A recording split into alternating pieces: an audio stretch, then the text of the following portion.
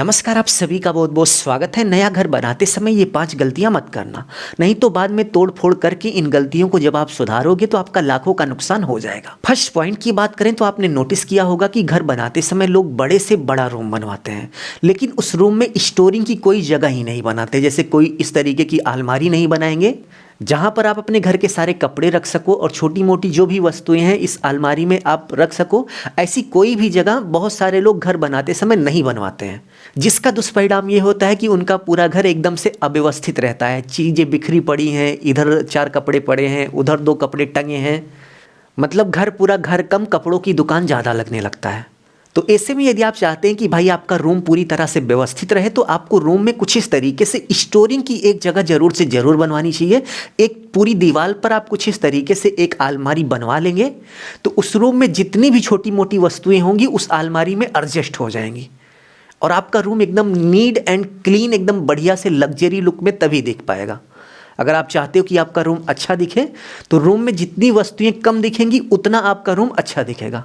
तो पहला पॉइंट इस बात को नोट कर लीजिए कि यदि आप रूम बनवा रहे हैं, घर बनवा रहे हैं, तो आप बेडरूम में ज़रूर से ज़रूर कुछ इस तरीके से स्टोरिंग की एक जगह ज़रूर से ज़रूर बनवाइए।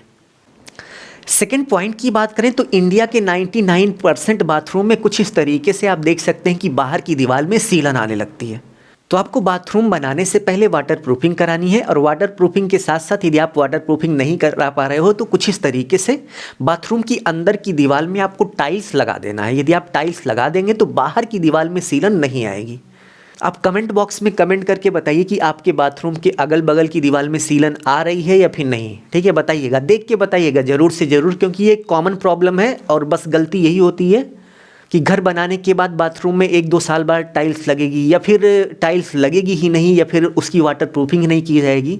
तो ये गलती आपको नहीं करनी है। ठीक है, आपको वाटर प्रूफिंग करा लेनी है। वाटर प्रूफिंग कराने के साथ साथ आपको टाइल्स वगैरह लगा लेना है तो अगल बगल की दीवारें आपकी बर्बाद नहीं होगी। अब यहाँ पर देखिए कि उस दीवार का पेंट खराब हो गया, प्लास्टर खराब हो गया, दिखने में कितनी भद्दी दिख रही है। मतलब ये मकान मालिक जिस समय बाथरूम बनवाया था उस समय अगर टाइल्स लगवा लेता तो आज ये दिन देखना ना पड़ता, मतलब इतना ज़्यादा खर्चा इसको करके इसको सुधारने की ज़रूरत ना पड़ती। नेक्स्ट पॉइंट की बात करें तो इसको इग्नोर करने की कोशिश मत कीजिएगा, बहुत ही इंपॉर्टेंट है। चलिए दिखाते हैं क्या है। आप देख सकते हैं कि बहुत सारे लोग पेंट करा लेंगे, पुट्टी करा लेंगे, सब कुछ करा लेंगे, लेकिन छत की जो वाटर प्रूफिंग है उसको कराना भूल जाएंगे। सोचेंगे कि चलो इसकी कोई ज़रूरत नहीं है, लेकिन बारिश के समय में जब बारिश का पानी छत पर लगेगा तो कुछ इस तरीके से सीलन आएगी। आप देख सकते हैं कि यहाँ पर यही गलती हुई। इस मकान मालिक को बहुत ही ओवर कॉन्फिडेंट था कि हमारा जो कॉन्ट्रैक्टर है उसने बहुत ही अच्छी छत ढलाई की है तो हमें वाटर प्रूफिंग कराने की ज़रूरत नहीं है। बट ऐसी कोई बात नहीं है।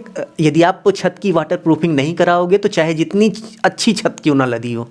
तो इससे बचने के लिए आपको सबसे पहले पेंट कराने से पहले, पुट्टी कराने से पहले, यहाँ तक कि प्लास्टर कराने से भी पहले आपको छत की वाटर प्रूफिंग करा लेनी है। यदि आप उसकी वाटर प्रूफिंग करा लोगे तो आप ये मान के चलिए कि इस तरीके से कभी भी सीलन नहीं आएगी। अब देखिए यहाँ पर पेंट लगा था, पुट्टी लगी थी, पीओपी डिज़ाइन तक हो गई थी, लेकिन छत की वाटर प्रूफिंग नहीं हुई और सीलन आ गई। अब बताओ कितना नुकसान हो गया। अब यहाँ पर जो सीलन आई है वो अपना दाग छोड़कर चली जाएगी, उसको आप चाहे जितना मिटाने की कोशिश कीजिए वो नहीं मिटेगी। ठीक है, नेक्स्ट पॉइंट की बात करें तो आप देख सकते हैं कि किचन में कुछ इस तरीके से बहुत सारे लोग वाइट टाइल्स, वाइट मार्बल या फिर वाइट ग्रेनाइट लगवा लेते हैं, मतलब लाइट कलर का ग्रेनाइट लगवा लेते हैं। तो इसको लगाने के बाद यही होता है कि भाई इस पर दाग धब्बे बहुत जल्दी पड़ जाते हैं और एक बार दाग धब्बे पड़ गए तो वो जाते नहीं हैं। तो आपको ये गलती नहीं करनी है। आपको किचन बनाते समय किचन के काउंटर टॉप पर कुछ इस तरीके से रेड ग्रेनाइट या फिर कुछ इस तरीके से ब्लैक ग्रेनाइट लगाना है, यानी कि डार्क कलर का आपको ग्रेनाइट लगाना है। अब क्या है कि इसमें अगर दाग धब्बे भी पड़ेंगे तो सफ़ेद की तुलना में दिखेंगे ही नहीं।